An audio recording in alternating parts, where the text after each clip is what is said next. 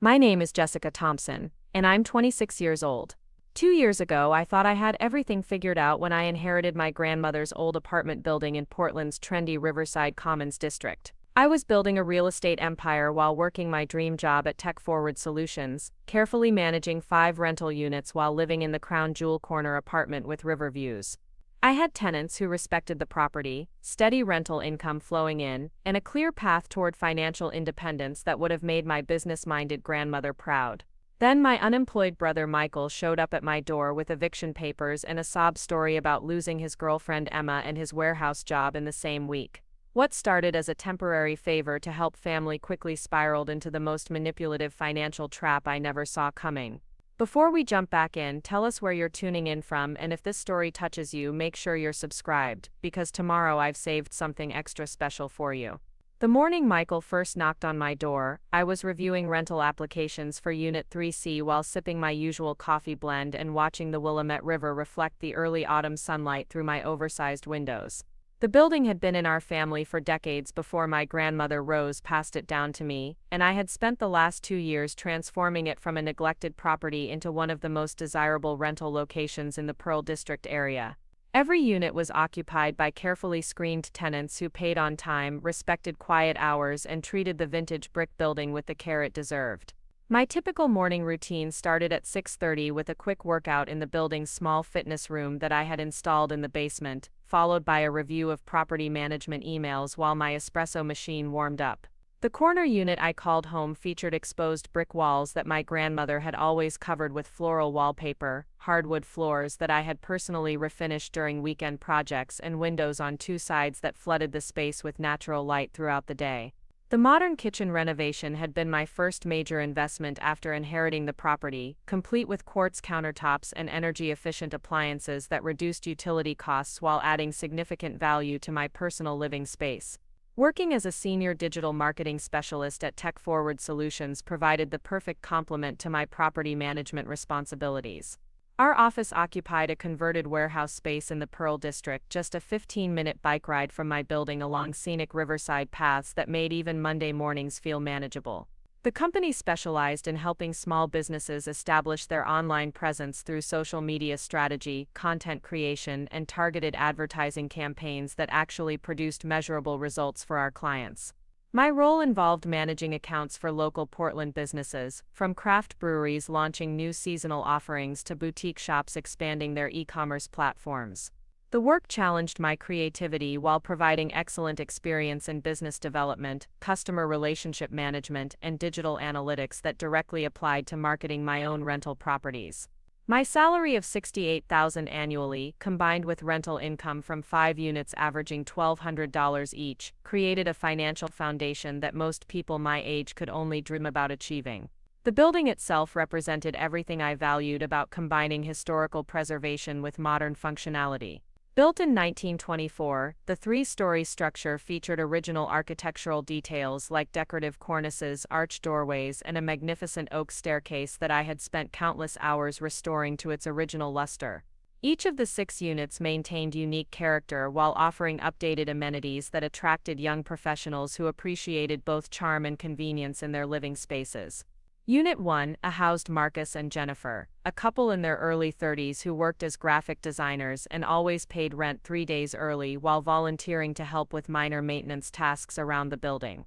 Unit 1B was occupied by Dr. Sarah Kim, a resident physician at Oregon Health Sciences University, who appreciated the quiet environment for studying and never complained about anything despite working irregular hours that could have created noise concerns.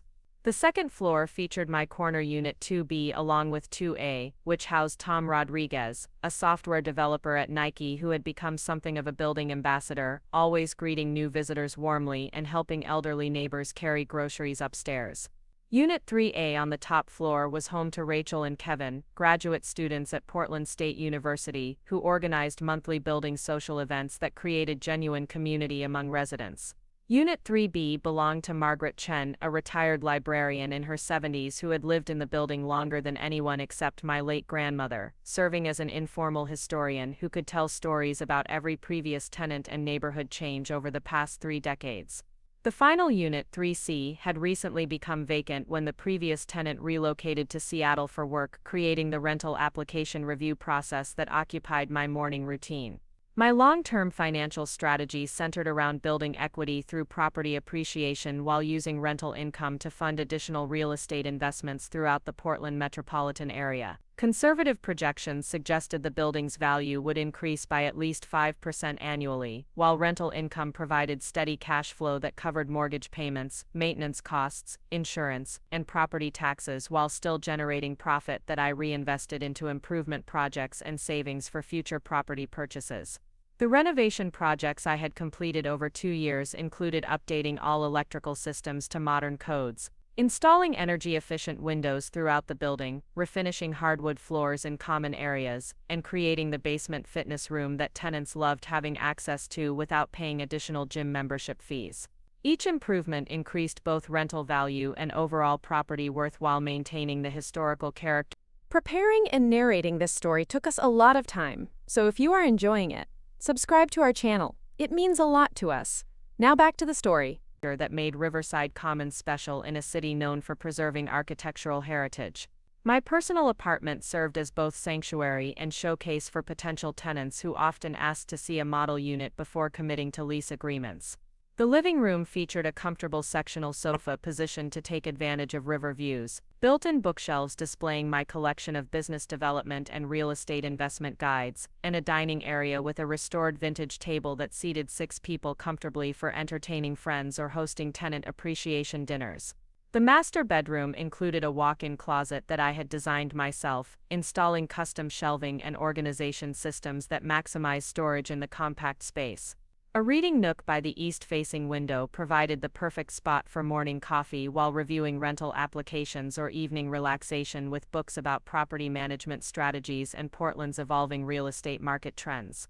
My kitchen had become the heart of my home, equipped with professional-grade appliances that made cooking a joy rather than a chore.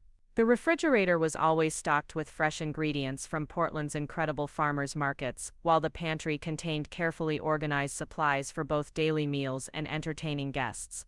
The espresso machine represented one of my favorite splurges, providing cafe-quality drinks that saved money while creating a luxurious start to each day. The property management aspect of building ownership had taught me valuable lessons about tenant screening, lease negotiations, maintenance scheduling, and financial planning that complemented my marketing career beautifully. Screening potential tenants required skills in reading people, assessing financial stability, and predicting compatibility with existing residents that translated directly to evaluating clients and colleagues in professional settings. Maintenance coordination involved managing relationships with contractors, scheduling repairs efficiently, and budgeting for both routine upkeep and unexpected emergencies that could arise at any time. These responsibilities developed project management abilities, crisis resolution skills, and financial discipline that enhanced my value as an employee while building expertise for future real estate ventures. The building's location in Riverside Commons provided access to Portland's best cultural attractions, restaurants, and outdoor recreation opportunities while maintaining a residential feel that attracted quality tenants seeking long-term housing stability. Powell's Books occupied a building just 4 blocks away, providing endless browsing opportunities for literature enthusiasts among my tenants and serving as a neighborhood anchor that supported local business development. Weekend farmers markets set up in nearby parks offered fresh produce, artisanal goods, and community connections that enhanced quality of life for everyone in the area. The proximity to craft breweries, coffee roasters, and independent restaurants created a vibrant social scene that attracted young professionals who could afford market-rate rents while appreciating the character and convenience of established neighborhoods. My relationship with Michael had always been complicated by our different approaches to responsibility and financial planning. 2 years younger than me, he had struggled to find direction after high school, moving between jobs in retail, food service, and manual labor without developing skills or building savings that could support long-term stability. Our parents, Robert and Linda Thompson, owned a small accounting firm in Beaverton that provided comfortable middle-class living but not the resources to continuously bail out adult children who made poor financial decisions.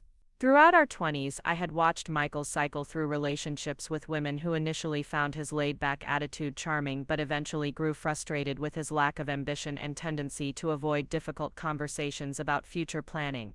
His most recent relationship with Emma had lasted 18 months, longer than any previous girlfriend, giving our family hope that he might finally be ready to settle down and develop mature relationship skills. The warehouse job Michael had held for the past 8 months represented his longest period of employment since graduating high school, providing health insurance benefits and steady income that allowed him to rent a small studio apartment across town while maintaining independence from our parents for the first time in years. Everyone in our family celebrated these signs of progress, believing Michael had finally found motivation to build adult responsibility and financial stability. However, warning signs had been accumulating over recent weeks that suggested Michael's apparent stability was more fragile than any of us realized. During our monthly family dinners at our parents' house in Beaverton, he had been increasingly withdrawn and defensive when asked about work or his relationship with Emma. Phone conversations became shorter and more infrequent, with Michael often seeming distracted or rushed when I tried to maintain our sibling connection.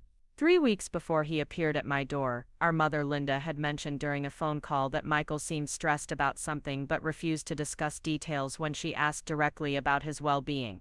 Our father Robert, typically focused on practical matters, had expressed concern about Michael's financial management after learning he had been borrowing small amounts from friends to cover basic expenses despite having steady employment. The first concrete indication that Michael's situation was deteriorating came when Emma called me unexpectedly on a Tuesday evening, something she had never done during their entire relationship. Her voice carried frustration and exhaustion as she explained that Michael had been staying out late with coworkers, spending money they didn't have on drinks and entertainment while avoiding conversations about their shared expenses and future plans. Emma described a pattern of behavior where Michael would promise to address financial responsibilities and relationship issues, but then find excuses to delay difficult decisions or avoid uncomfortable discussions altogether. She had discovered unpaid bills hidden in his backpack and learned that he had been telling different stories to different people about his work performance and job security, creating a web of deceptions that was becoming impossible to maintain. The phone call with Emma lasted nearly an hour as she debated whether to end their relationship or give Michael another chance to demonstrate genuine change and commitment to their partnership. She genuinely cared about him but felt emotionally exhausted by constantly managing his avoidance behaviors while trying to maintain stability for both of them in their shared living situation. 2 days after Emma's call, Michael texted me asking if we could meet for coffee to discuss something important. This request seemed unusual since our typical communication involved brief texts about family events or casual social media interactions rather than serious face-to-face conversations about personal matters. I suggested Blue Moon Cafe, a neutral location near my building where we could talk privately without distractions. During our coffee meeting, Michael appeared nervous and unfocused, stirring his drink repeatedly while avoiding direct eye contact as he explained that work had been stressful lately due to management changes and increased productivity expectations. He mentioned that Emma was being unreasonable about money issues and pressuring him to make commitments he wasn't ready for regarding their relationship future and shared financial obligations. The conversation felt incomplete and unsatisfying, with Michael providing vague answers to specific questions about his job performance and relationship challenges. He seemed to be testing the waters for some kind of support or assistance, but couldn't bring himself to make direct requests or admit the extent of his difficulties. I left the meeting with growing concern about his well-being, but no clear understanding of what help he might need or want from family members. Looking back now, I realize that coffee meeting was Michael's attempt to prepare me for the crisis that would soon explode into my carefully organized life, transforming our sibling relationship and challenging everything I thought I understood about family loyalty, personal boundaries, and the difference between helping someone and enabling their destructive patterns of behavior. Part 2, the professional foundation working at TechForward Solutions, had become more than just a career for me. It represented the perfect blend of creativity, strategy, and measurable results that kept me energized even during Portland's famously dreary winter months. Our converted warehouse office space buzzed with the kind of collaborative energy that made Monday mornings feel like opportunities rather than obligations. The exposed ductwork and polished concrete floors created an industrial aesthetic that perfectly matched our company's approach to digital marketing, stripped down to essentials, focused on what actually worked and built to last. My desk occupied a prime position near the floor-to-ceiling windows that offered glimpses of Mount Hood on clear days, positioned strategically to minimize distractions while maintaining connection to the creative energy that flowed through our open workspace. The dual monitor setup allowed me to manage multiple client campaigns simultaneously while tracking performance metrics in real time, creating a workflow that had earned recognition from both colleagues and upper management over my 3 years with the company. David Chen, our creative director and my immediate supervisor, had recently assigned me to lead the digital transformation project for Cascade Brewing, one of Portland's most established craft breweries, looking to expand their regional presence through targeted social media advertising and e-commerce integration. The account represented exactly the kind of challenge I thrived on: a beloved local business with authentic story and quality products that needed strategic digital positioning to compete with larger breweries, backed by national marketing budgets. The Cascade Brewing project required deep understanding of Portland's craft beer culture, demographic analysis of their existing customer base, and development of content strategies that would resonate with both loyal locals and potential customers throughout the Pacific Northwest. My research had uncovered fascinating insights about how craft beer enthusiasts discovered new brands through social media recommendations, influencer partnerships, and community event participation that traditional advertising couldn't replicate effectively. Working directly with Cascade's owner, Tom Harrison, had taught me valuable lessons about translating business vision into digital strategy while respecting the authentic culture that made his brewery special to longtime customers. Tom had built his business through personal relationships, word-of-mouth recommendations, and commitment to quality that couldn't be faked through clever marketing campaigns or flashy social media presence. Our collaboration involved weekly strategy sessions at the brewery itself, where I could observe customer interactions, understand the authentic atmosphere that loyal patrons valued, and develop content approaches that felt genuine rather than manufactured for social media consumption. These meetings often extended into informal conversations about business development, customer relationship management, and the challenges of scaling authentic experiences in an increasingly digital marketplace. The success metrics we established for Cascade Brewing focused on sustainable growth rather than viral moments or vanity metrics that looked impressive but didn't translate into actual business results. Our goals included increasing their email subscriber list by 30% over 6 months, developing a social media presence that generated measurable foot traffic to their taproom, and creating an e-commerce platform that would allow them to sell merchandise and specialty beer releases to customers throughout Oregon and Washington. My personal investment in the Cascade project went beyond professional responsibility. It represented the kind of work that aligned perfectly with my values around supporting local businesses, building authentic community connections, and using digital tools to enhance rather than replace genuine human interactions. The brewery's commitment to environmental sustainability, fair labor practices, and community support mirrored my own approach to property management and tenant relationships.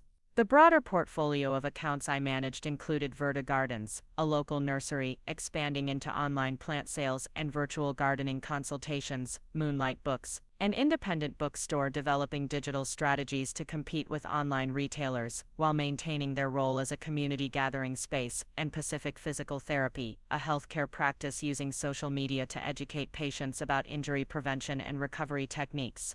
Each client presented unique challenges that required different approaches to audience development, content creation, and performance measurement.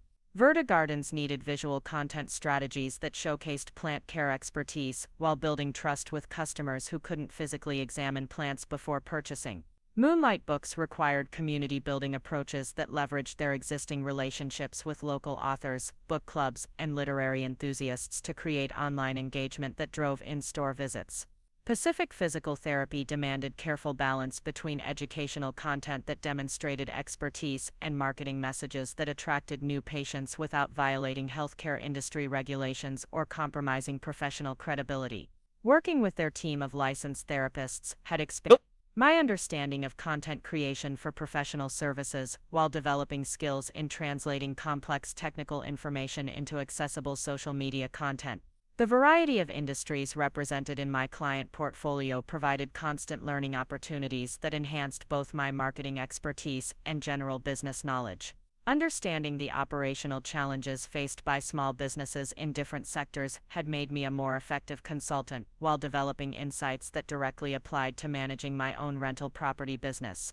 David Chen had recently hinted that my performance on the Cascade Brewing project could lead to promotion opportunities within TechForward Solutions, potentially including leadership of our small business development team or expansion of my role to include new client acquisition and strategic planning responsibilities. The prospect of increased responsibility and corresponding salary growth aligned perfectly with my long-term goals for building wealth through multiple income streams. My daily routine at TechForward began each morning with review of overnight social media engagement, email performance metrics, and any urgent client communications that required immediate attention before the official workday began. The commute from Riverside Commons to our Pearl District office took exactly 12 minutes by bicycle along scenic riverside paths that provided mental transition time between my property management responsibilities and marketing focus. The company culture encouraged professional development through conference attendance, online certification programs, and collaborative learning initiatives that kept our team current with rapidly evolving digital marketing technologies and consumer behavior trends. My recent completion of Google Analytics certification and Facebook Blueprint training had enhanced my ability to provide data-driven recommendations while demonstrating commitment to continuous improvement that David valued in team members. Lunch breaks often involved networking events, client meetings, or professional development activities that extended my knowledge while building relationships throughout Portland's business community. The city's compact size and collaborative culture made it relatively easy to develop meaningful connections with other young professionals who shared similar values around work-life balance, environmental consciousness, and community engagement. My salary of $68,000 annually represented significant achievement for someone my age in Portland's competitive job market, especially combined with rental income that many of my colleagues envied when they learned about my property ownership success.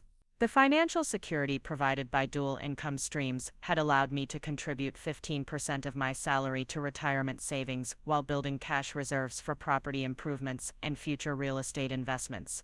The professional relationships I had developed at TechForward extended beyond immediate work responsibilities to include genuine friendships with colleagues who shared interests in outdoor recreation, local food culture, and Portland's vibrant arts scene.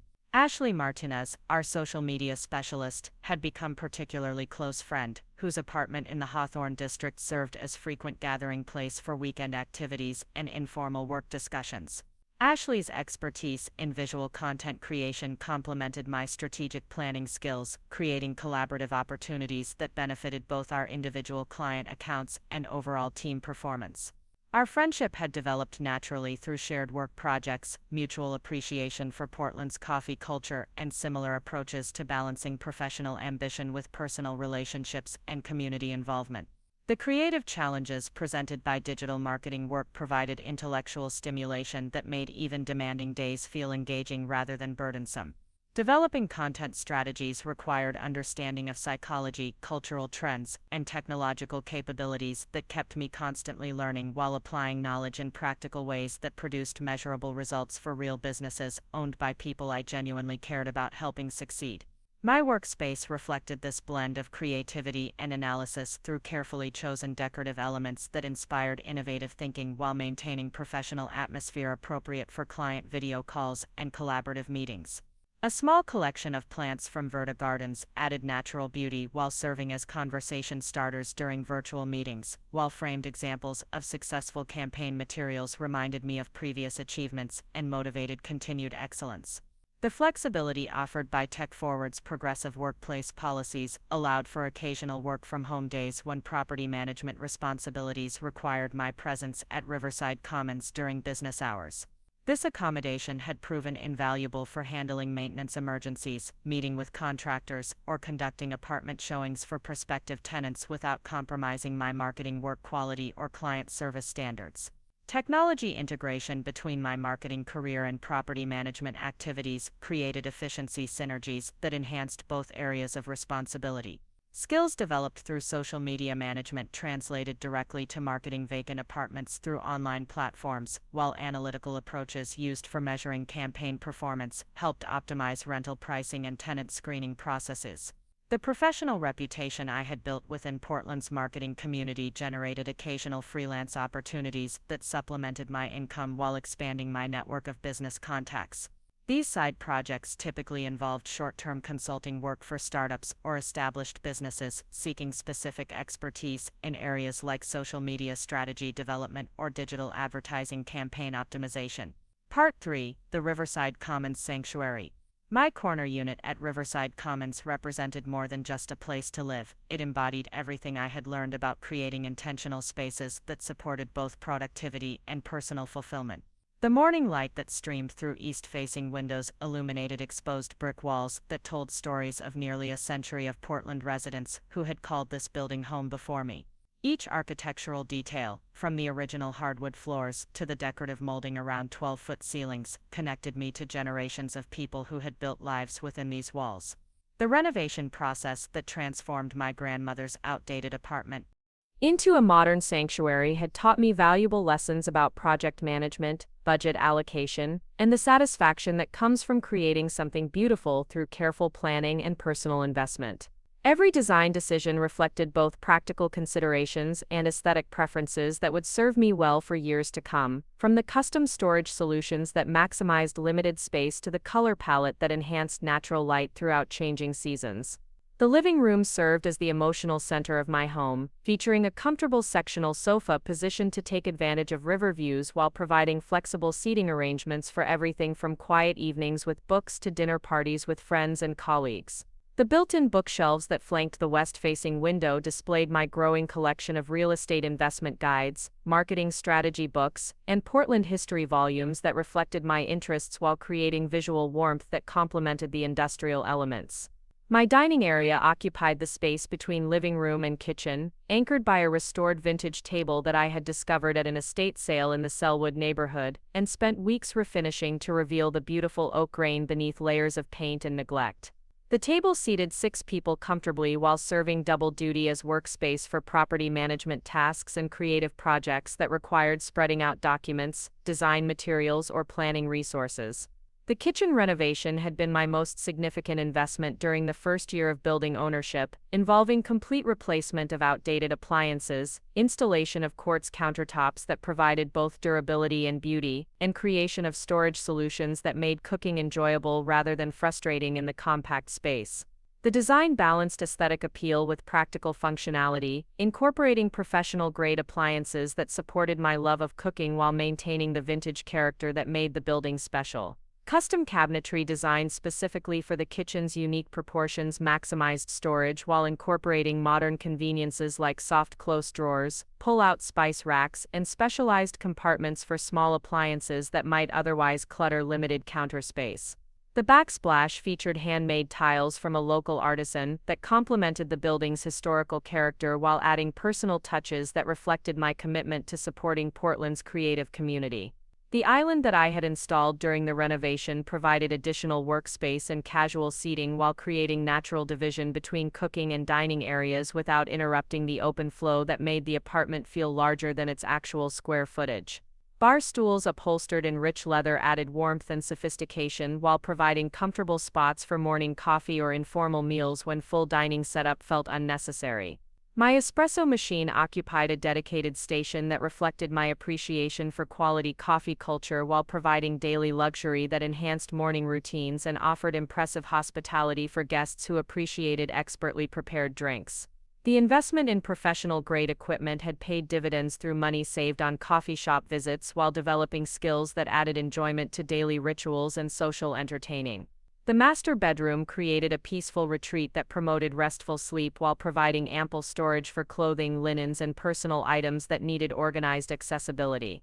The walk-in closet that I had designed and installed myself featured custom shelving, hanging systems, and storage solutions that maximized every inch of available space while maintaining visual organization that made getting dressed each morning efficient and stress-free. Windows on 2 sides of the bedroom provided cross-ventilation during warm months while offering different perspectives on the surrounding neighborhood throughout changing light conditions. The east-facing window caught morning sunlight that served as natural alarm clock during summer months, while the south-facing window provided afternoon warmth and views of the courtyard garden that several tenants had collaborated to create and maintain. The reading nook that I had created in the bedroom's corner featured a comfortable armchair positioned to take advantage of natural light during daytime reading while providing cozy evening atmosphere with carefully chosen lighting that reduced eye strain during late-night sessions with books or property management paperwork. A small side table held essential items like water, reading glasses, and notebooks for capturing important thoughts or planning ideas that emerged during quiet reflection time. Bathroom renovations had focused on creating spa-like atmosphere while incorporating practical storage and efficient fixtures that conserved water and energy without sacrificing comfort or convenience. The walk-in shower featured multiple shower heads and built-in seating that transformed daily hygiene routines into relaxing experiences that helped manage stress and prepare mentally for challenging days ahead. Storage solutions throughout the apartment reflected lessons learned about maximizing functionality in limited space while maintaining aesthetic appeal that made every room feel intentionally designed rather than cramped or cluttered. Hidden storage compartments, dual-purpose furniture, and vertical organization systems created homes for everything from seasonal clothing to important documents without creating visual chaos that would undermine the peaceful atmosphere. The balcony that overlooked the Willamette River provided outdoor space that expanded living area during pleasant weather while offering perspective on Portland's natural beauty that reminded me why I loved calling this city home. Container gardens that I maintained throughout growing seasons added color and life while providing fresh herbs and vegetables that enhanced cooking while connecting me to the satisfaction of growing food in urban environments. Art and decorative elements throughout the apartment reflected my personal taste while supporting local artists and craftspeople whose work added meaning and beauty to daily living spaces. Photography from Portland landscapes, handmade pottery from Saturday market artisans, and textiles from local designers created layers of visual interest while telling stories about community connections and aesthetic values that defined my approach to creating home. The sound system that I had installed throughout the apartment provided high-quality audio for everything from work-focused background music to entertaining guests with carefully curated playlists that enhanced different activities and moods. The investment in quality speakers and audio equipment reflected my belief that environmental details significantly impact both productivity and enjoyment of daily life. Climate control systems that I had upgraded during renovations provided year-round comfort while incorporating energy-efficient technologies that reduced utility costs and environmental impact. Programmable thermostats, improved insulation, and efficient heating and cooling equipment demonstrated how thoughtful improvements could enhance both comfort and sustainability while building long-term value. The home office area that I had created in an alcove near the living room provided dedicated workspace for property management tasks while maintaining separation between personal relaxation space and business responsibilities. Ergonomic furniture, adequate lighting, and organizational systems supported productivity while creating professional environments suitable for video calls with tenants, contractors, or business associates. Technology integration throughout the apartment included high-speed internet, smart home features, and security systems that enhanced both convenience and safety while providing examples for tenants who might want to upgrade their own units with similar improvements. The balance between modern convenience and historical character demonstrated how contemporary technology could enhance rather than detract from vintage architecture. Seasonal decorations and adaptable design elements allowed the apartment to evolve throughout the year while maintaining consistent aesthetic that felt both sophisticated and welcoming. The flexibility to modify lighting, textiles, and decorative accents based on changing seasons or personal preferences kept the space feeling fresh and responsive to my evolving tastes and lifestyle needs. The overall effect created living environment that supported both solitude and social connection, productivity and relaxation, aesthetic appreciation and practical functionality. Every element had been chosen intentionally to contribute to quality of life while building long-term value that would serve me well regardless of future changes in circumstances or goals. Part 4: Family Dynamics and Historical Patterns. The Thompson family dynamics had been shaped by decades of well-intentioned but ultimately destructive patterns that favored Michael's immediate comfort over long-term development while expecting me to demonstrate maturity and responsibility that neither of my parents had consistently modeled or taught through their own actions. These patterns had roots in our childhood when Michael's charm and apparent vulnerability consistently earned him second chances while my reliability and academic success were taken for granted as natural traits that required no special recognition or support. Our parents, Robert and Linda Thompson, had built their small accounting firm through careful attention to detail and conservative financial management that served their business clients well but somehow failed to translate into effective parenting strategies when dealing with their own children's different personalities and developmental needs. Their professional success managing other people's money contrasted sharply with their inability to establish consistent expectations or consequences within their own household. Robert Thompson prided himself on rational analysis and practical solutions that worked well for helping clients navigate tax regulations and business planning challenges but proved inadequate for addressing the emotional complexities of family relationships or the nuanced guidance that children need to develop healthy independence and self-reliance. His default response to family conflicts involved attempted negotiations and compromise solutions that often enabled problematic behaviors rather than addressing underlying issues. Linda Thompson's nurturing instincts and desire to maintain family harmony led her to repeatedly intervene in situations where natural consequences might have taught valuable lessons about personal responsibility and the importance of following through on commitments. Her fear of seeing either child struggle or experience discomfort resulted in rescue behaviors that prevented both Michael and me from learning essential life skills through direct experience. During our teenage years, the contrast between their treatment of Michael and me became increasingly obvious and damaging to our sibling relationship. When Michael struggled academically due to poor study habits and lack of effort, our parents hired tutors, arranged for reduced course loads, and negotiated with teachers for deadline extensions that enabled his avoidance of challenging work rather than teaching him how to overcome difficulties through sustained effort. Meanwhile, my academic achievements were acknowledged with brief praise before attention immediately shifted to Michael's latest crisis or need for intervention. Honor roll recognition, scholarship opportunities, and college acceptance letters were celebrated quietly, while Michael's barely passing grades were treated as major victories worthy of family dinner celebrations and special rewards. The financial disparities in their treatment became particularly evident during our college years when Michael's expensive private university education was funded entirely by our parents despite his frequent major changes and mediocre grades. While my state school tuition required me to work part-time jobs and apply for financial aid to cover expenses that stretched my parents' budget but somehow never prevented them from finding money for Michael's emergencies. Michael's college experience included spring break trips to Mexico, a new car for his junior year, and expensive textbooks purchased without question, while I rode the bus to campus and bought used books from previous semesters to minimize costs that I understood represented genuine financial sacrifice for our family. The message was clear: Michael's comfort took precedence over fairness or long-term financial planning. After college, the patterns continued and intensified as Michael moved between jobs and relationships without developing stability, while our parents provided emotional and financial support that prevented him from experiencing the natural consequences of his choices. Each crisis brought renewed family attention and resources directed toward solving immediate problems rather than addressing the underlying patterns that created ongoing instability. My own post-college struggles, including a brief period of unemployment and the challenges of establishing my marketing career, received perfunctory support and frequent reminders about the importance of self-reliance and personal responsibility.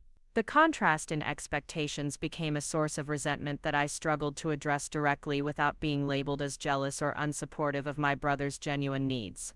Family gatherings increasingly centered around Michael's latest challenges and our parents' strategies for helping him overcome obstacles that seemed to multiply rather than diminish despite years of intervention and support. My achievements in building a successful career and acquiring real estate were acknowledged briefly before conversations returned to analyzing Michael's situation and developing new approaches to assist his development.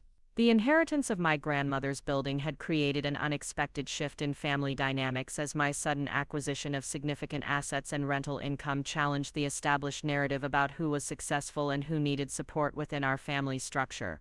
The property represented financial independence that neither of my parents had achieved at my age, creating subtle tensions around authority and advice giving that had previously flowed automatically from parent to child. My grandmother Rose had specifically chosen to leave the building to me rather than dividing it between Michael and me or leaving it to our parents, a decision that reflected her observations about our different approaches to responsibility and long-term planning. Her will included a letter explaining that she trusted me to preserve the building's character while building financial security that would benefit the entire family through stable management and thoughtful improvements. The letter also contained pointed observations about enabling behaviors and the importance of allowing people to experience natural consequences of their choices, suggesting that my grandmother had witnessed and disapproved of the patterns that had shaped our family dynamics throughout our childhood and young adult years. Her decision to bypass traditional inheritance structures sent clear messages about merit, responsibility, and the long-term effects of consistent effort versus immediate gratification. Robert and Linda's response to the inheritance revealed complex emotions about their own parenting choices and the unexpected financial success of the child they had always expected to be self-sufficient. Their pride in my achievement was tempered by discomfort with the shift in family financial dynamics and concern about how the inheritance might affect Michael's already fragile self-esteem and motivation. Michael's initial reaction to my inheritance had been publicly supportive but privately resentful, expressing happiness for my good fortune while making subtle comments about luck and unfairness that revealed underlying jealousy and entitlement that had been building throughout years of receiving disproportionate family attention and resources. His inability to celebrate my success without reference to his own circumstances demonstrated the self-centered perspective that our parents had inadvertently encouraged. The building's success under my management had gradually earned respect from family members who had initially worried about my ability to handle such significant responsibility at a young age. The steady rental income, positive tenant relationships, and property improvements I had implemented demonstrated competence that could no longer be dismissed as luck or youth that would require ongoing parental guidance and oversight. However, this growing recognition of my capabilities created new pressures and expectations that I should use my success to help Michael rather than allowing him to develop his own path toward stability and independence. Family conversations increasingly included subtle suggestions that my good fortune created obligations to assist my brother, reframing my achievements as family resources rather than personal accomplishments. The gradual shift from viewing me as the responsible child who would naturally succeed to seeing me as a family resource who should share benefits with less fortunate relatives represented a new form of the same enabling patterns that had shaped our upbringing. My success was being interpreted through the lens of family loyalty rather than individual merit, creating expectations that I had not agreed to and that threatened to undermine the independence I had worked years to establish. Recent family dinners had become increasingly uncomfortable as conversations repeatedly returned to Michael's employment struggles and relationship challenges while my parents searched for ways that family members might provide assistance or support. The suggestions were never direct demands but carried implicit expectations that refusing to help would represent selfishness or failure to appreciate family values.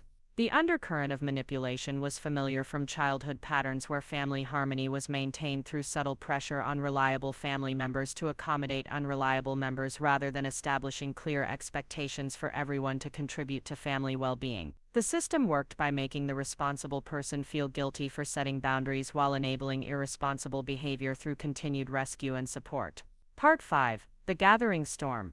The warning signs that Michael's situation was deteriorating beyond typical employment setbacks began accumulating during late autumn, when his usual patterns of brief unemployment followed by new job searches started extending into longer periods of avoidance and increasingly creative explanations for his continued failure to find stable work. His text messages, normally brief and focused on immediate social plans, became lengthy justifications for why various job opportunities had failed to materialize despite what he described as promising interviews and positive feedback from potential employers. The first concrete indication that something more serious was developing came during a family dinner in early November, when Michael arrived 20 minutes late with an elaborate story about traffic delays that didn't align with his usual route from his apartment to our parents' house in Beaverton. His appearance suggested hurried preparation, with wrinkled clothing and unkempt hair that contrasted sharply with his typically careful attention to personal grooming and fashion choices. Throughout dinner, Michael seemed distracted and defensive, responding to routine questions about his job search with longer explanations than necessary while avoiding direct eye contact with family members who asked follow-up questions about specific companies or interview timelines. His eating patterns were also unusual, consuming food rapidly while frequently checking his phone for messages that seemed to create anxiety rather than providing welcome social connection. When our mother Linda asked about Emma and their relationship status, Michael's response revealed the first direct evidence that his personal life was experiencing significant stress beyond normal employment concerns. He described Emma as being unsupportive and unrealistic about financial pressures while failing to understand the challenges of finding quality employment in Portland's competitive job market during the traditional slow hiring period before holiday seasons. The characterization of Emma as unsupportive struck me as particularly concerning because she had always impressed our family as remarkably patient and understanding about Michael's employment instabilities while maintaining her own successful career as a dental hygienist with steady income and benefits that provided security for their shared living expenses. Her transformation from supportive partner to unreasonable critic suggested that Michael's problems had escalated beyond what caring partners could reasonably be expected to manage. Michael's explanations for why potential employers consistently chose other candidates despite his qualifications and interview performance began revealing patterns of external blame that avoided any examination of his own contributions to repeated rejections. According to his accounts, hiring managers were biased, company policies favored internal candidates, and economic conditions made finding good positions nearly impossible for qualified people like himself. The consistency of these external explanations, combined with Michael's apparent surprise that employers weren't recognizing his obvious value, suggested a level of self-awareness deficit that went beyond normal disappointment about job search challenges. His inability to identify any areas for personal improvement or acknowledge any feedback from interviews indicated that his approach to employment might be fundamentally flawed rather than simply unlucky.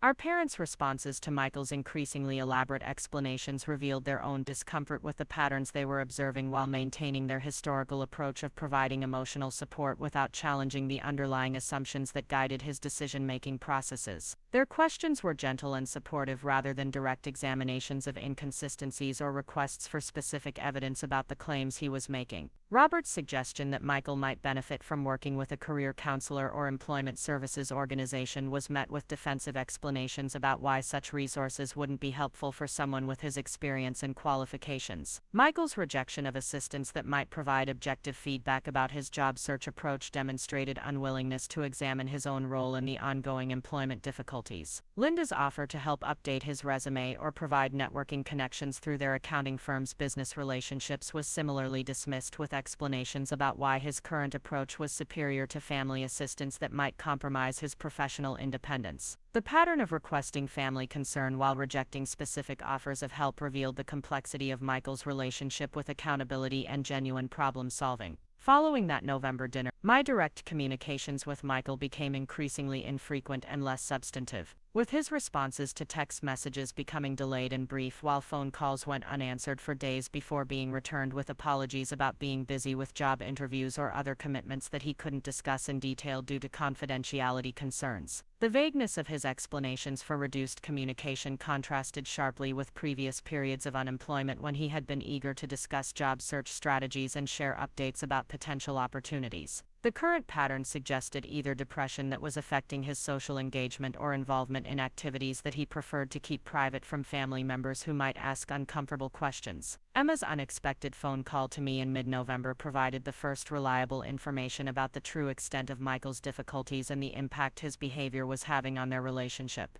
Her decision to reach out directly to his family represented a significant escalation that suggested she had exhausted other approaches to addressing problems that were affecting both their individual well-being and their partnership stability. During our conversation, Emma revealed that Michael had been terminated from his warehouse job 3 weeks earlier due to attendance issues and conflicts with supervisors rather than the layoffs or company restructuring that he had described to our family. The termination had followed a pattern of arriving late, leaving early, and arguing with managers about work assignments and performance expectations that seemed reasonable to Emma based on her own employment experience. More concerning was Emma's disclosure that Michael had been hiding the job loss from her initially, continuing to leave their apartment each morning as if going to work while actually spending days at coffee shops, libraries, or other locations where he could maintain the pretense of employment while avoiding difficult conversations about their financial situation and future planning. The deception had been discovered when Emma contacted his workplace directly after noticing discrepancies in his explanations about work schedules and coworker relationships. Her investigation revealed not only the job loss but also a pattern of dishonesty about his performance evaluations and relationship with supervisors that had been building for months before the actual termination. Emma's description of confronting Michael about the deception revealed his response patterns that explained much about his approach to accountability and problem-solving throughout our family relationships. Rather than acknowledging the dishonesty or expressing remorse about the impact on their partnership, Michael had focused on justifying his actions through explanations about workplace unfairness and Emma's inability to understand the pressures he was experiencing.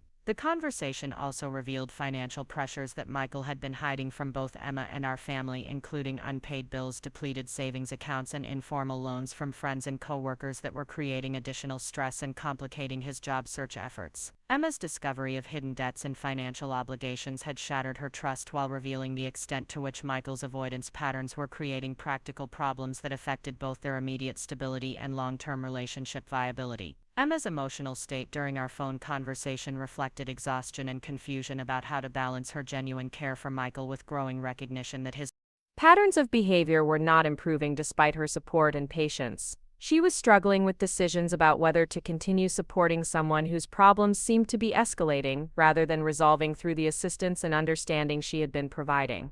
The most troubling aspect of Emma's account was her description of Michael's increasing isolation from their mutual friends and his resistance to her suggestions about seeking professional help for what appeared to be depression or anxiety that was affecting his ability to manage basic adult responsibilities. His withdrawal from social connections that might provide perspective or support suggested that his difficulties extended beyond temporary employment setbacks into more serious mental health concerns. Following my conversation with Emma, I attempted to reach out to Michael directly with offers of brotherly support and assistance that might help him navigate whatever challenges he was facing without judgment or pressure about specific choices he had made. My calls and text messages received minimal responses that deflected concern while providing no substantive information about his current situation or plans for addressing the mounting difficulties. The brief responses I did receive suggested that Michael was interpreting family concern as criticism or pressure rather than genuine offers of assistance, indicating that his defensive patterns were preventing him from accessing support that might actually be helpful in developing solutions to his employment and relationship challenges. By early December, the combination of information from Emma and my own observations during family interactions had created a clear picture of someone whose life was spiraling beyond his ability to manage, while his characteristic avoidance and blame patterns were preventing him from taking effective action to address problems that were affecting multiple areas of his life simultaneously. Part 6. The crisis arrives. The morning Michael appeared at my building entrance with 2 large duffel bags and a cardboard box balanced precariously in his arms. I was reviewing tenant applications for Unit 3C while enjoying my usual coffee blend and watching early December frost create delicate patterns on my windows. The sight of my brother struggling with his belongings at 7:30 in the morning immediately disrupted the peaceful routine that typically prepared me for productive days ahead. His appearance suggested someone who had packed hastily without proper planning, wearing yesterday's clothes and displaying the kind of disheveled urgency that indicated crisis rather than planned visit. The knock on my door carried an insistent quality that made me abandon my laptop and coffee to investigate what could possibly require such early morning attention. Through the peephole, I could see Michael shifting his weight nervously while repeatedly checking his phone, behaviors that suggested anxiety and impatience rather than casual family visit or planned social interaction.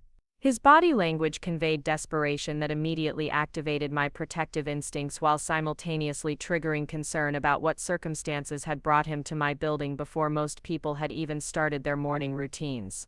Opening the door revealed Michael's condition more clearly than the limited view through the peephole had allowed. His hair hung limp and unwashed, his typically pressed clothing was wrinkled and stained, and his usually confident demeanor had been replaced by frantic energy that seemed barely contained beneath forced attempts at casual conversation.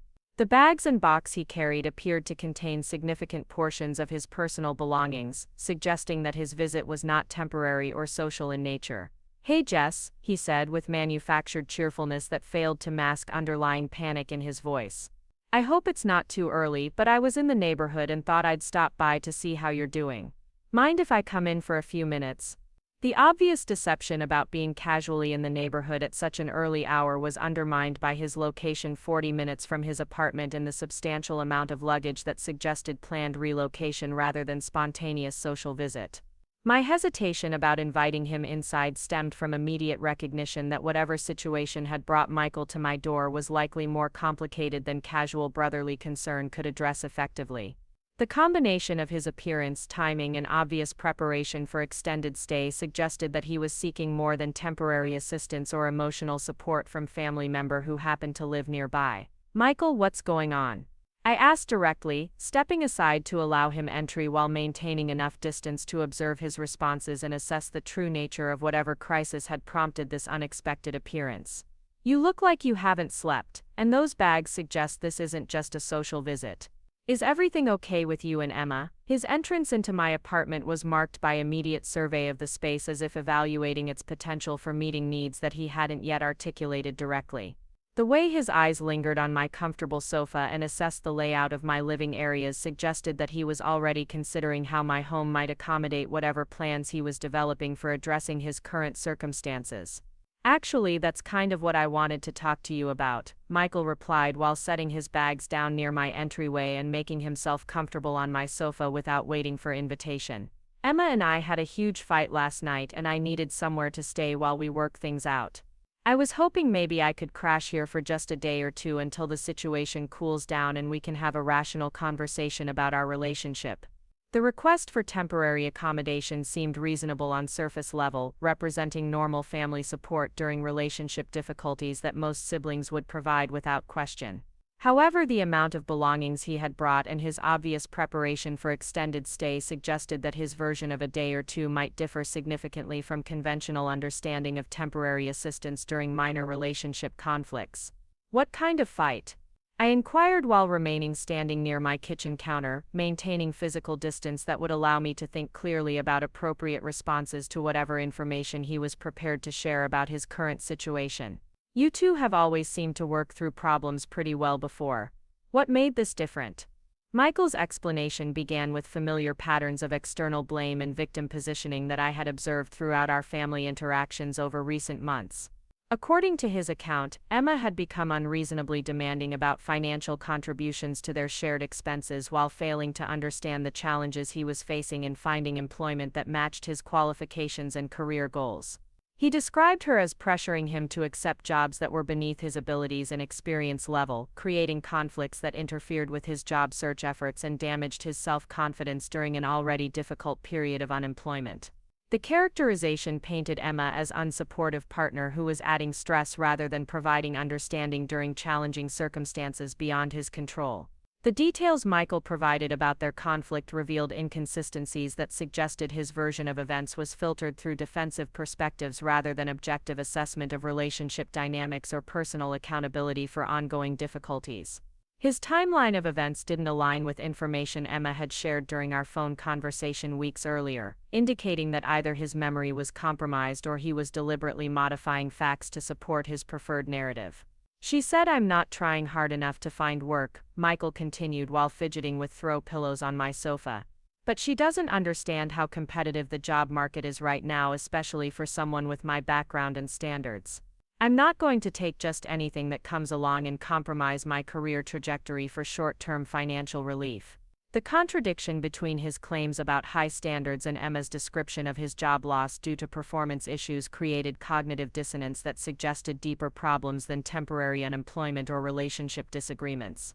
His apparent belief that he could maintain selective job search criteria while depending on others for financial support revealed disconnection from practical realities that most adults accept as necessary compromises during difficult periods. My growing discomfort with the direction of our conversation stemmed from recognition that Michael was presenting his situation in ways designed to generate sympathy and support rather than honest examination of choices and behaviors that had contributed to his current circumstances. The manipulation felt familiar from childhood patterns where he had successfully obtained family assistance through strategic presentation of problems that minimized his own responsibility. "How long have you been staying with Emma?"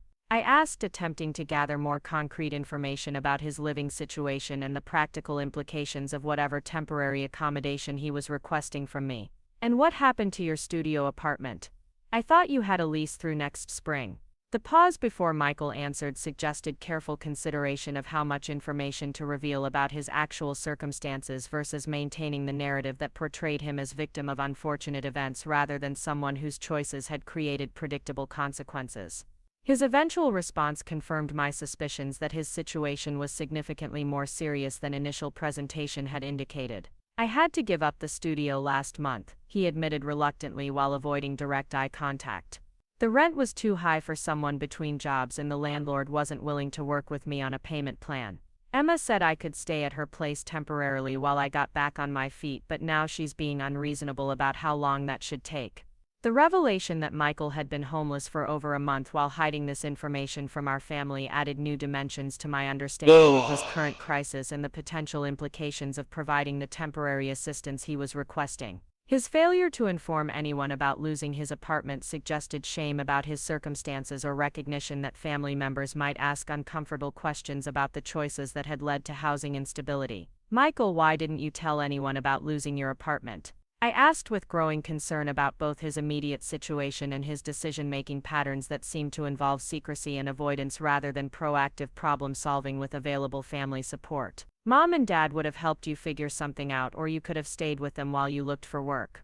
His explanation for avoiding family assistance revealed complex psychological dynamics that highlighted how his defensive patterns were preventing him from accessing support that might actually address his underlying difficulties rather than merely providing temporary relief from immediate consequences. According to Michael, our parents would have imposed conditions and expectations that would interfere with his job search while creating additional pressure during an already stressful period. The characterization of potential family support as burdensome interference rather than valuable assistance demonstrated how his perspective had become distorted by avoidance behaviors and resistance to accountability that prevented him from recognizing genuine offers of help versus attempts to control or criticize his choices. You know how they are, Michael continued while making himself increasingly comfortable on my furniture. Dad would want to review my job search strategy and suggest improvements, and Mom would worry constantly about whether I'm eating well and getting enough sleep. I needed space to handle this my own way without family pressure and advice.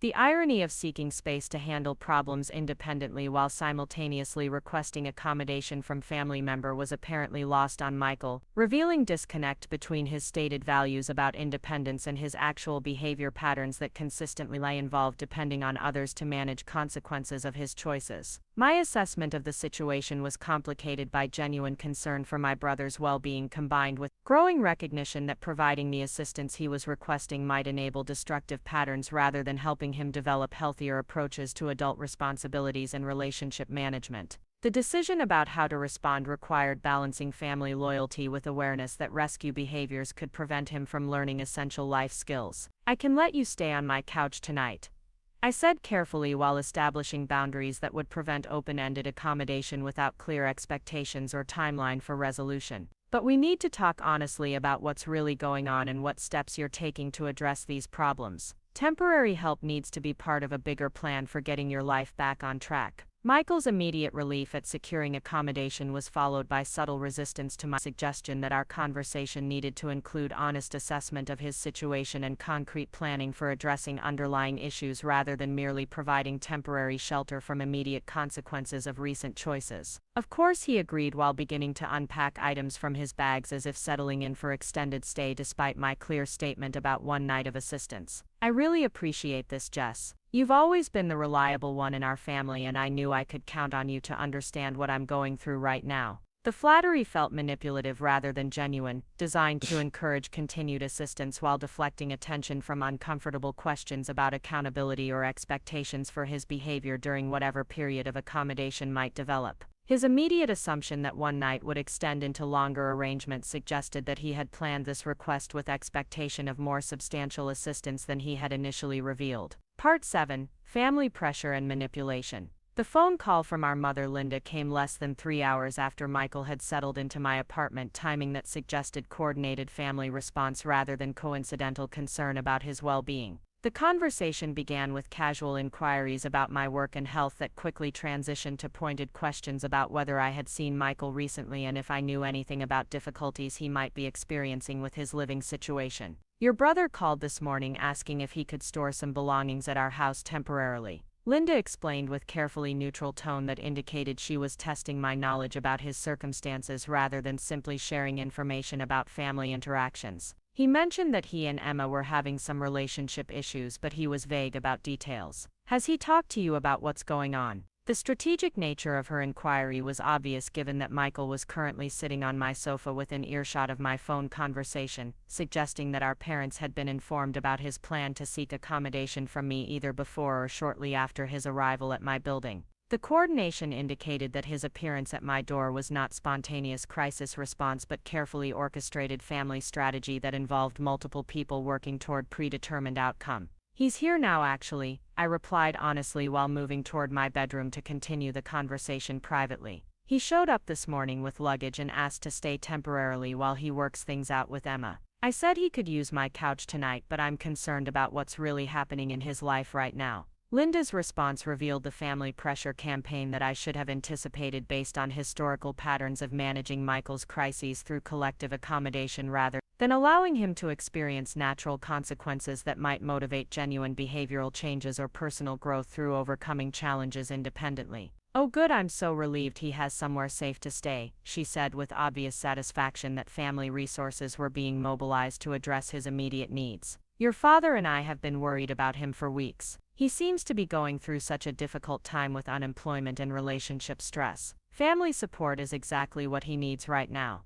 The characterization of Michael's situation as temporary difficulties requiring family support rather than patterns of irresponsibility that needed direct confrontation revealed how our parents' enabling behaviors had evolved to include expectations that adult children would continue providing assistance that prevented him from developing essential life skills or experiencing motivation for genuine change. "Mom, I think there's more going on than just unemployment and relationship problems," I said while choosing my words carefully to avoid triggering defensive responses that would shut down productive conversation about underlying issues. "He lost his apartment last month and didn't tell anyone. Emma says he was fired from his job for attendance and performance issues, not laid off like he told us. These aren't just temporary setbacks." The silence that followed my information sharing suggested that Linda was processing facts that contradicted the narrative Michael had been presenting to family members about his circumstances and the nature of assistance he required from others. Her eventual response indicated that she was prioritizing immediate crisis management over examination of patterns that might require more challenging family conversations. "Well, regardless of exactly what happened, he needs support right now," she replied with tone that indicated unwillingness to explore uncomfortable details about accountability or personal responsibility.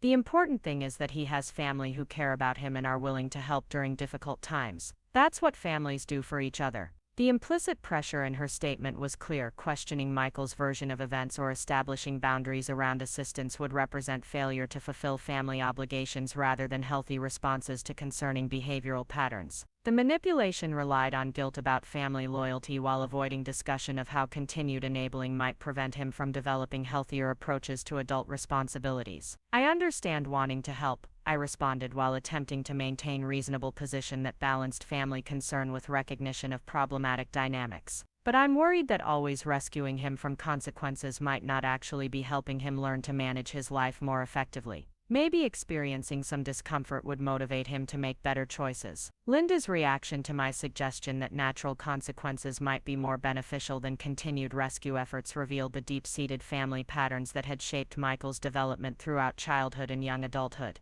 Her immediate defensiveness indicated that examining enabling behaviors would require confronting years of parenting choices that had prioritized short-term comfort over long-term character development. "Jessica, your brother is struggling with depression and anxiety that make it harder for him to cope with normal life stresses," she explained with authoritative tone designed to end discussion about alternative approaches to providing family support. "He needs understanding and assistance, not judgment about his coping mechanisms or lectures about personal responsibility." The introduction of mental health concerns as explanation for Michael's difficulties represented new information that complicated my assessment of appropriate responses, while simultaneously creating additional pressure to provide accommodation without questioning his behavior patterns or establishing expectations for improvement during whatever assistance period might develop. "Has he been getting professional help for depression and anxiety?" I asked, attempting to gather information about whether mental health concerns were being addressed through appropriate channels or were being used as justification for avoiding accountability without corresponding efforts to address underlying issues through therapy or medical intervention.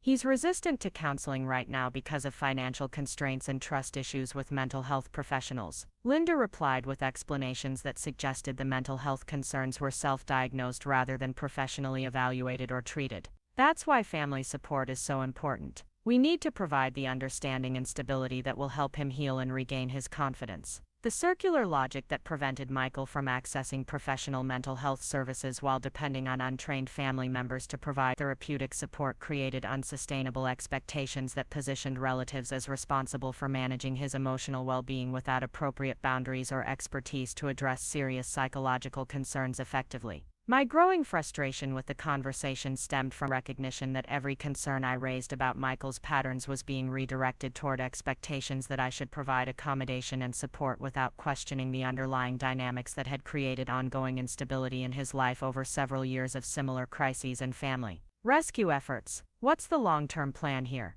I asked directly, attempting to establish whether anyone in our family was thinking beyond immediate crisis management toward sustainable solutions that would help Michael develop genuine independence and stability rather than continued dependence on others to manage consequences of his choices. Right now, we just need to focus on getting him through this difficult period. Linda responded with vague timeline that avoided concrete planning or expectations for progress toward independence. Once he's feeling more stable and confident, he'll be able to make better decisions about work and relationships. Pushing him too hard right now would just create additional stress that could make everything worse. The indefinite timeline for improvement without corresponding expectations for effort or accountability created open-ended obligation for family members to provide support without clear goals or measures of progress that would indicate when assistance was actually helping versus enabling continued dysfunction. Our conversation was interrupted by my father Robert joining the call with additional pressure designed to ensure my compliance with family expectations about providing accommodation for Michael regardless of my concerns about the impact on my own life or the effectiveness of continued enabling behaviors. Jessica, your mother tells me Michael is staying with you temporarily,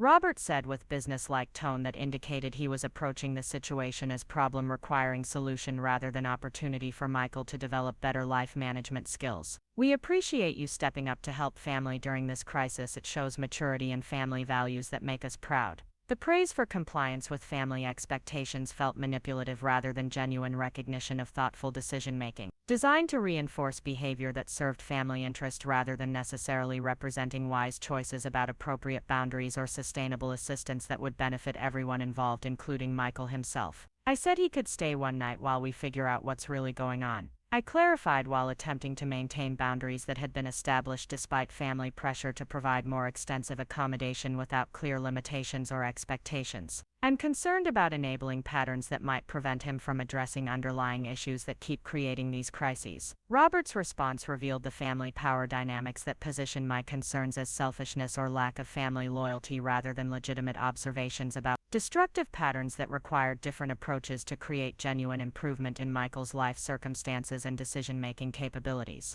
This is not the time for psychological analysis or tough love approaches, he stated with authority that dismissed my perspective without consideration of merit. Your brother needs practical support from family members who understand that everyone goes through difficult periods that require assistance from people who care about their well-being. The characterization of my concerns as inappropriate psychological analysis rather than reasonable observations about patterns that affected entire family created pressure to abandon critical thinking in favor of emotional responses that prioritized immediate comfort over long-term effectiveness of intervention strategies. Part 8: Escalating boundary violations. The transition from one night of temporary accommodation to indefinite residence happened so gradually that by the time I recognized the manipulation, Michael had already established routines and claimed territory throughout my apartment that made removing him seem like aggressive action rather than reasonable enforcement of previously agreed boundaries. His belongings migrated from neat piles near the entryway to scattered presence throughout my living spaces, creating visual evidence of permanent settlement that contradicted our original agreement about brief assistance. The morning after his arrival, Michael was already comfortable enough to use my kitchen facilities for elaborate breakfast preparation that consumed ingredients I had purchased for my weekly meal planning while creating mess that extended cleanup time beyond my usual routine.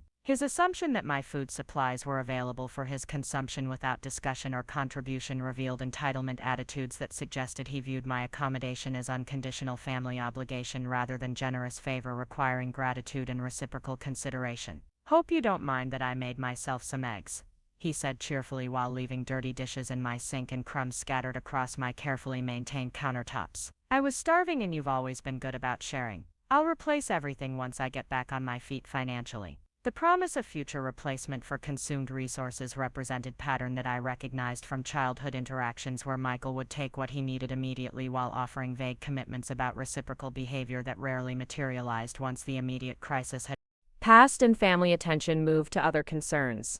My polite request that he clean up after himself was met with agreement and apology that seemed genuine but produced no immediate action to address the mess he had created. The dirty dishes remained in my sink throughout the day while I was at work, forcing me to handle cleanup myself or confront him directly about following through on basic courtesies that should have been automatic for houseguests in someone else's home. The pattern of agreeing to reasonable requests while failing to follow through with corresponding actions became consistent theme throughout his stay, creating ongoing low-level stress that interfered with my ability to relax and enjoy my own living space. Each violation was minor enough that addressing it directly seemed petty, but the cumulative effect transformed my peaceful sanctuary into a source of constant irritation and conflict. My home office space, carefully organized to support productivity during work-from-home days, became disrupted by Michael's presence and belongings that interfered with my ability to maintain professional environment for video calls and focused work sessions. His assumption that he could use my internet, charge his devices at my desk, and occupy shared spaces during my scheduled work time revealed lack of awareness about appropriate boundaries for houseguest behavior. "I just need to check email quickly" became frequent refrain that extended into hours of social media browsing and online gaming that consumed bandwidth while creating background noise that interfered with my concentration during important work tasks. His apparent inability to distinguish between urgent communication and recreational internet use suggested disconnect from normal adult responsibilities and considerations. The transformation of my living room from peaceful retreat into Michael's permanent bedroom created ongoing disruption that affected every aspect of my daily routine.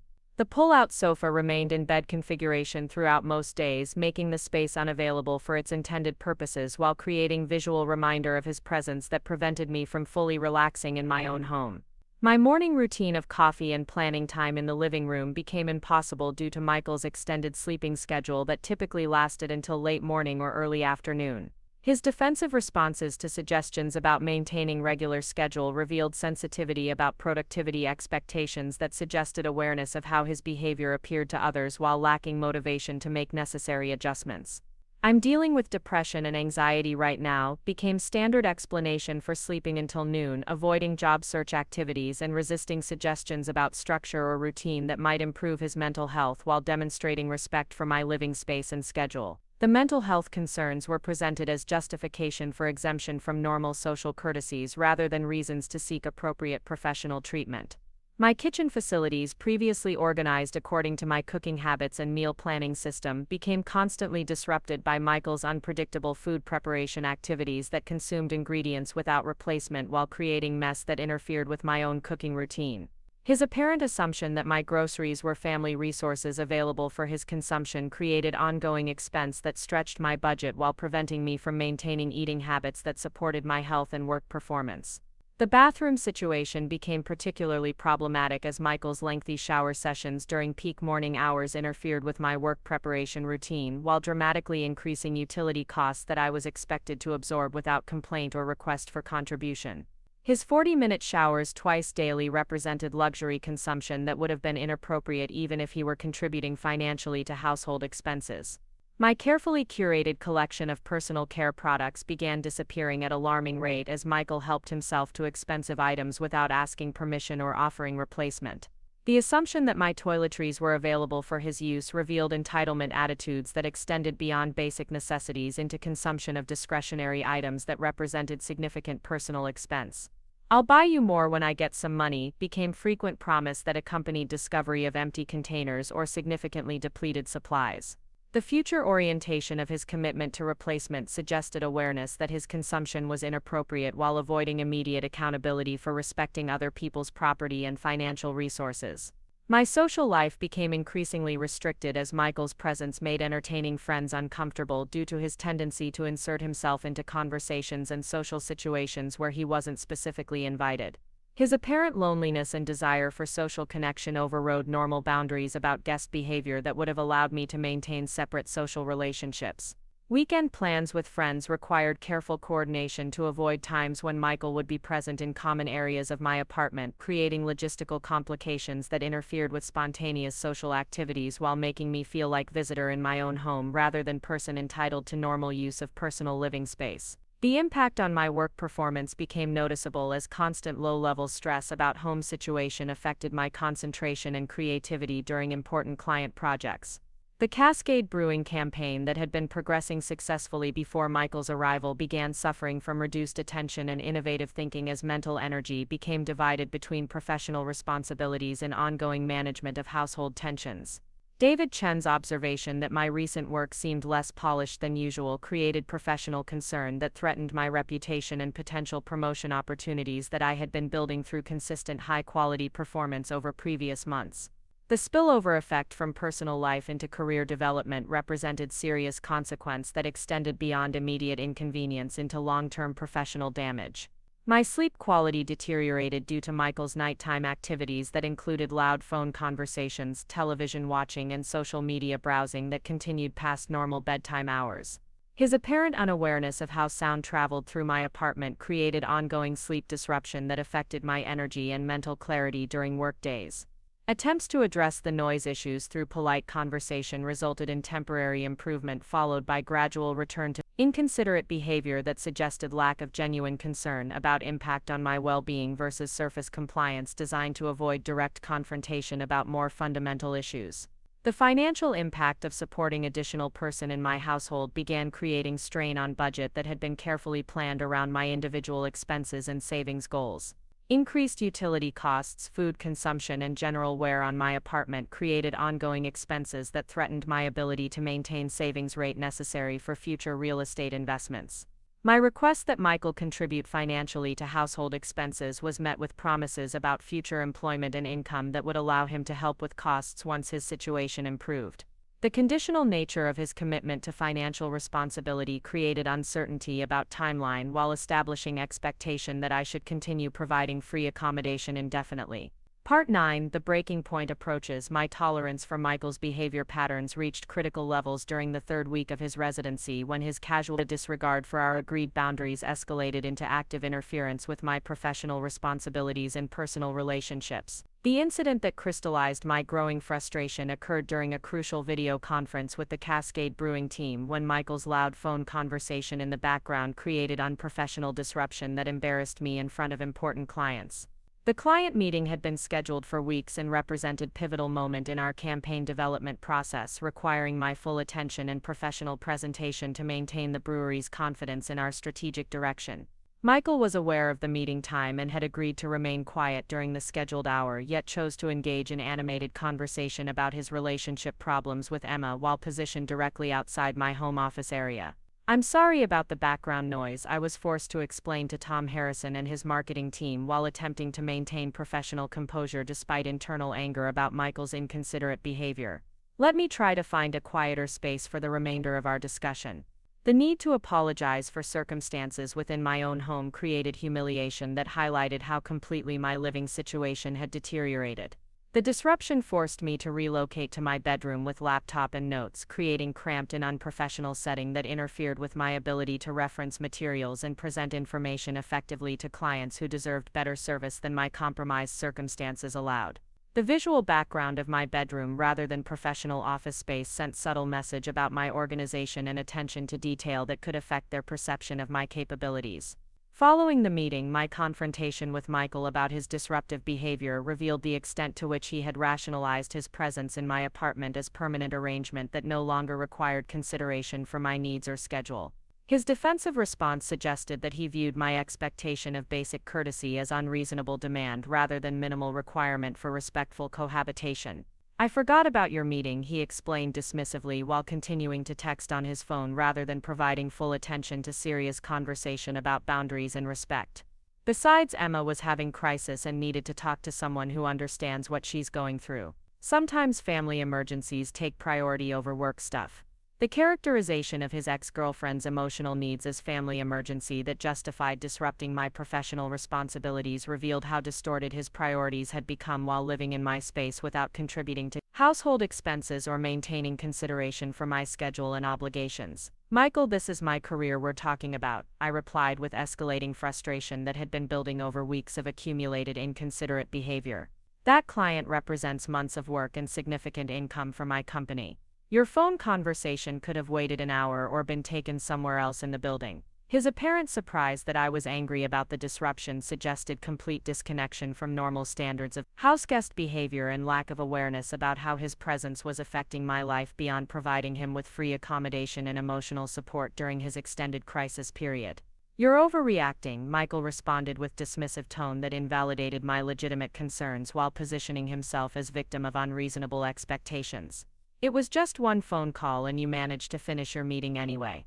Emma really needed someone to talk to and I couldn't just hang up on her when she was crying." The suggestion that I was overreacting to professional embarrassment in front of important clients revealed how little he understood about career development and the cumulative impact of reputation damage in competitive business environments where client relationships required careful maintenance and professional consistency. My attempt to explain the broader implications of his behavior for my work performance and client relationships was met with continued defensiveness and deflection that avoided accountability while suggesting that my professional concerns were less important than his personal relationships and emotional needs. The pattern extended beyond professional interference into systematic consumption of my personal resources without corresponding gratitude or efforts to minimize impact on my lifestyle and financial situation. My grocery budget had nearly doubled due to Michael's food consumption patterns that included expensive convenience items and restaurant deliveries charged to my accounts without discussion or offer of reimbursement. "I'll pay you back when I start working again," remained his standard response to mounting expenses that were creating genuine financial strain despite my steady income from both employment and rental properties. The indefinite timeline for his employment prospects made these promises meaningless while establishing expectation that I should continue funding his lifestyle without clear end date or accountability. My personal belongings continued disappearing or being damaged through Michael's careless usage without permission or consideration for replacement costs. Expensive skincare products, quality food items, and household supplies that I had carefully selected and budgeted for were consumed as if they were communal resources available for his unlimited use. The discovery that he had been using my laptop to browse dating websites while I was at work represented violation of privacy and professional boundaries that crossed into territory of identity theft and unauthorized access to personal accounts containing sensitive information about my business and financial affairs. "I just needed to check something quickly and my phone wasn't working well," he explained when confronted about accessing my personal computer without permission. "I didn't look at any of your files or anything private, I just used the browser for a few minutes."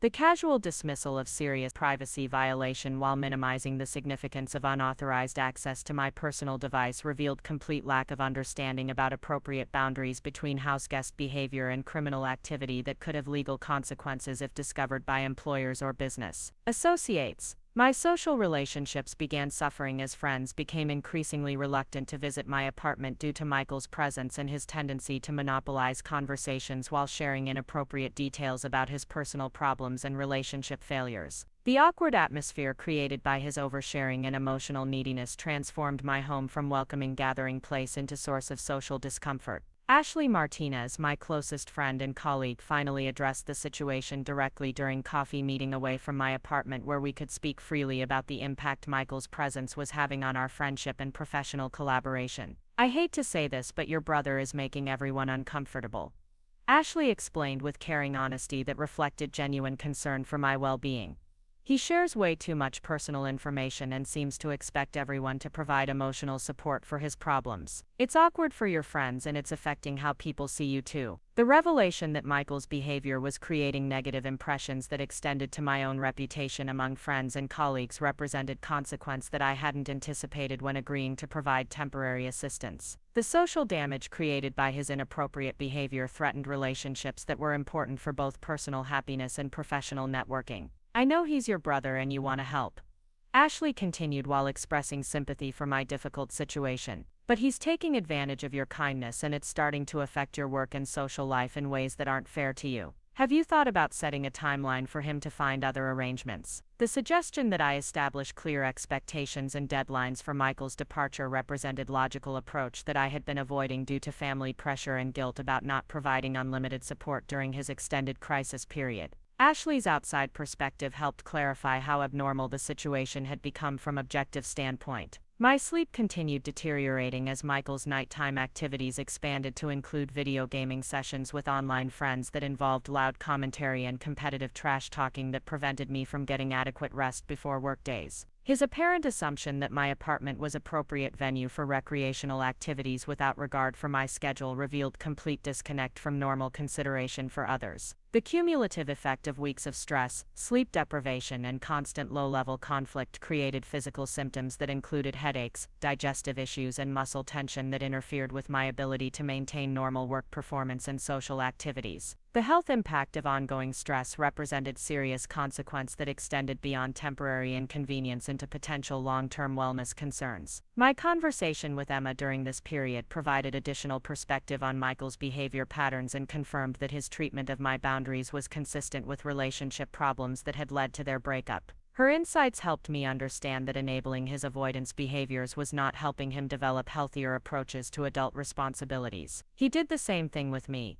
Emma explained during phone conversation that revealed patterns of entitlement and boundary violations that characterized Michael's approach to all supportive relationships. He would agree to contribute to expenses or help with household tasks but then find excuses to avoid following through while expecting me to provide emotional support for how difficult everything was for him. The consistency of his manipulative patterns across different relationships suggested that my experience was not a unique situation requiring special accommodation but rather evidence of systematic approach to avoiding accountability while extracting support from others without reciprocal consideration or effort toward genuine improvement. Up next, you've got 2 more standout stories right on your screen. If this one hit the mark, you won't want to pass these up. Just click and check them out.